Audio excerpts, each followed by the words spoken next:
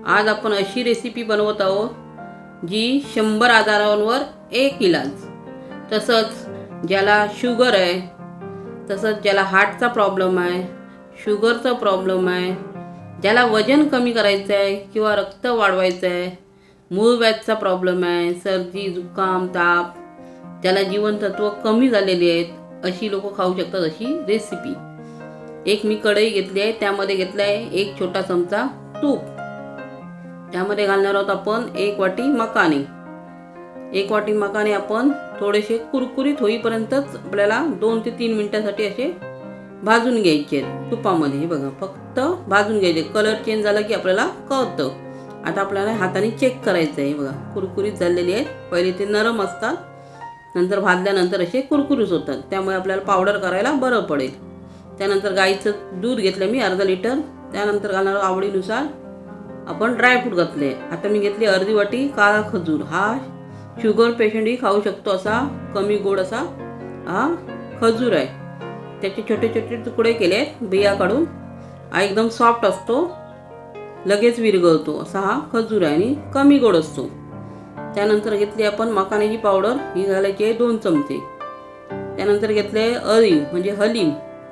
हलीम घेतलाय 2 चमचे आणि तो मी 5 मिनिटासाठी आपण जे नारळ पाणी असतं त्याच्यामध्ये भिजत घातलेला 5 मिनिटासाठी। बस अळीव भिजेल एवढंच आपल्याला नारळ पाणी घालायचं आहे आणि 5 मिनिटासाठी भिजत ठेवायचं आहे। मग तो फुगून डबल होतो आणि शिजायला बरा पडतो।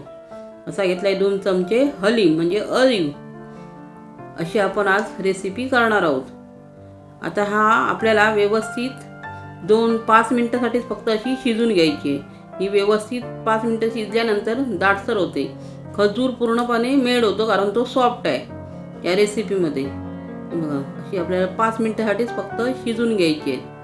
बघा, आता आपली ही पूर्णपणे खजूर पण मेल्ट झालेला आहे बघा व्यवस्थित, आणि ही दाटसर पण झालेली आहे। आता ही आपली खीर तयार आहे स्वीट। ही डायबिटीज पेशंट पण खाऊ शकते, ज्याला हार्टचा प्रॉब्लेम आहे ती खाऊ शकतं, ज्याला कॅल्शियमचा प्रॉब्लेम आहे ती खाऊ शकते, ज्याला रक्त शुद्धी करायची आहे किंवा रक्त वाढवायचं आहे अशी ही व्यक्ती खाऊ शकते। लहानांपासून मोठ्यांपर्यंत कोणीही हा पदार्थ खाऊ शकतो असा आपण ही खीर बनवलेली आहे।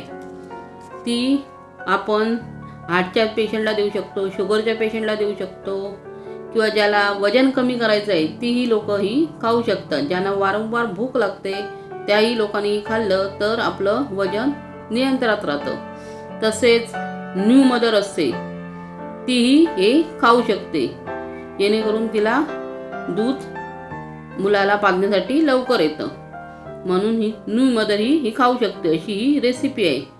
किडनी प्रॉब्लेम आहे, मूळव्याध आहे, कॅल्शियमची कमी आहे, जीवनसत्वांची कमी आहे अशी लोक ही रेसिपी खाऊ शकतात। माझा हा व्हिडिओ आवडला तर व्हिडिओ लाईक करा, चॅनलला सबस्क्राईब करा आणि बेल आयकॉनला नक्की दाबा।